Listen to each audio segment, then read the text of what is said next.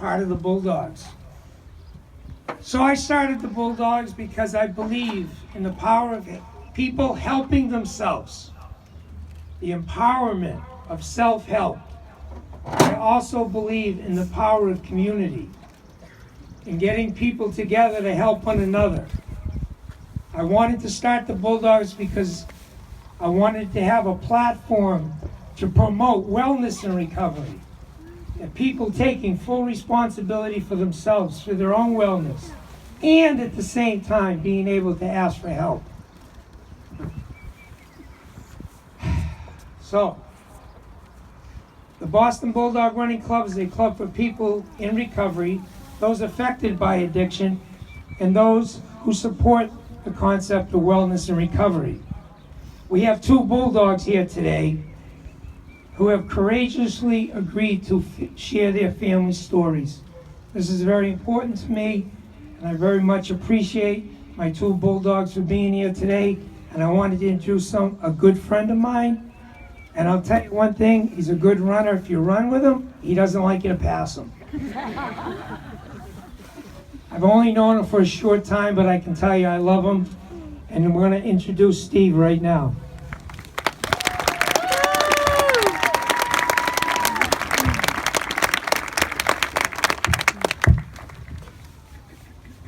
So I'd like to start out by sharing a note that my brother Greg wrote to one of his best friends that he met in recovery. I'll do my best to make it sound like my brother. Mike wants me to let you know that he passed too. I was going to tell you.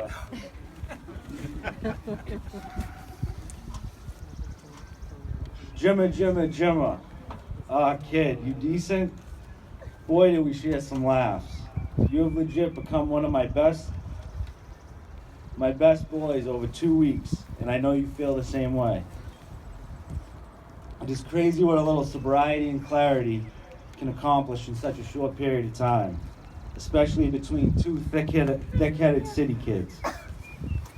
I didn't agree with you when you told me I was going through more than you at Coin Out. The harsh reality of addiction slapped you right in the face before you could even acknowledge you were an addict. And I hope Matt's passing is the last pill you have to swallow, my man. I never expected to meet a lifelong friend in South Florida at rehab. It was my goal, and has been my goal, to stay clean this time around, and meeting up with you to play puck and hit meetings. But the reality is this disease is cunning, baffling, and powerful. I respect your recovery so much that if I do relapse, I won't be talking to you till I'm sober again. In a perfect world, months from now, you could be meeting Devin and Maya and see me as a great father. I really hope that comes to fruition. We are gonna need kids like ourselves in each other's lives to get this shit. Keep your head up, homie, and if you ever got beef, I'm a phone call 5 minutes away. Collect those chips, Jimma, and hopefully you'll see me up north doing the same. Love you, buddy. Greg Krasco. This note shows so many of the best traits of my brother. His loyalty, respect, intelligence, charisma, sense of humor, pride, love, and his spirit and his soul.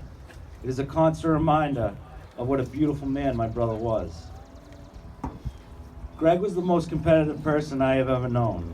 He was a superb athlete. He loved lacrosse and hockey, but excelled at any sport he tried. He was a handsome man with loads of charisma and charm. He had blonde hair that almost looked bleach and big eyes that popped with blue like the sky. Greg was average height with a stocky build. He always looked ripped, whether he was working out or not. He was creative and calculated. He was a precision carpenter and electrician. He loved to read books, especially about history and fantasy. Greg loved graffiti. You could see his creative calculation in anything he put his hands on. Most of all, Greg absolutely adored his kids, Devin and Maya. They were the biggest passion in Greg's life. Both Devin and Maya ran the 5K today, and I hit with their dad in spirit. And I know he's watching today, and I know he's so proud of you too. Watching him with them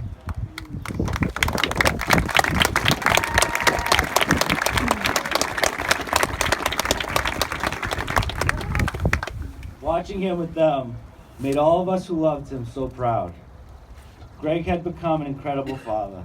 He had my mother's compassion, care, and selflessness, and my father's mental and physical strength, loyalty, and pride. He carried the best traits from the two best parents a kid could ask for. He molded his home after the home he had grown up in. In many ways, I started to look up to him as an older brother. As kids and into adulthood, my parents' home was the place we all loved to be at. Greg loved it there too. You could tell he felt at complete peace there. Later in life, it was a safe haven for him to get away from his disease and mental illness. You could usually find him sitting in the kitchen with no shirt on, face first, in a bowl of Cinnamon Toast Crunch. So many of our family memories and stories were had and shared in that kitchen. On August 1st, 2011, Greg laid to rest in his favorite spot, my parents' kitchen. The man who we looked up to and admired the most, my dad, was the one who found him. On that day, our lives changed. My parents, my sisters, Jen and Jess, his kids, Dev and Maya, and myself. In one way or another, Greg had battled this disease since high school. Like many, it started with an OxyContin prescription. Over time, he moved from oxys to heroin. There is no timeline, cure, or proven medicine to fight this disease. As a family, this is probably the most frustrating part. But we know people can fight this disease and achieve a healthy life. And I always ask, why couldn't it have been my brother? Losing a family member to this never really gets easier. You learn how to cope better as time passes. But as events and holidays pass, you can't help but think, I wish Greg was here. I think the toughest part about losing a loved one is that to this disease is that there is no closure. Sometimes even now, 5 years since he's passed, I still catch myself with thoughts that he isn't really gone for good, that sometime in the future he'll come back to our lives. Because he was and is loved, he will never die. When I run, I never run alone. Greg is always with me. Running is our recovery. Running gives me relief from the grief and emotion surrounding his disease and his death. It gives me a place and time to truly feel alone with him. When I am running, my emotions could range anywhere from a hysterical laugh to an intense cry. But at the end, I always feel better. My mind and body always feel right. For me, the Bulldogs links two of the major impacts on my life, running and this disease. Bulldogs is the best way for me to take my personal past and present and apply that to the bigger picture, the community. The vibes at a group run are always positive and upbeat. Coach Mike is one of the most compassionate and selfless people I have ever met, and his passion for recovery and wellness is infectious. Being a Bulldog and getting to know Coach Mike makes me wish Greg had had the same opportunity. This year marks the 5th anniversary of Greg's death. Jimma, from the note I shared at the beginning, is approaching 5 years of sobriety this year.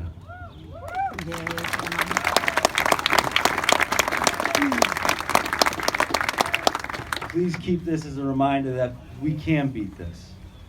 I hope hearing my story has been beneficial to others here today, and I encourage everyone here to give the Bulldogs a chance and meet us for a group run. Sometimes a little sweat can do a lot for the body and the mind. Thanks for letting me share my story with you today. And I'd also like to thank Mike, Shelley, and the rest of the Bulldogs. Thanks. That was amazing. I know why I love him. I'd like to introduce Angela. Angela joined the Bulldogs, I'd say about 2 months ago, and immediately felt like that she was an angel, and I'm serious. She came aboard, immediately became a volunteer, has been incredibly helpful. I have enormous trust and confidence in her, and I want to introduce her and I want you to give her a great big round of applause.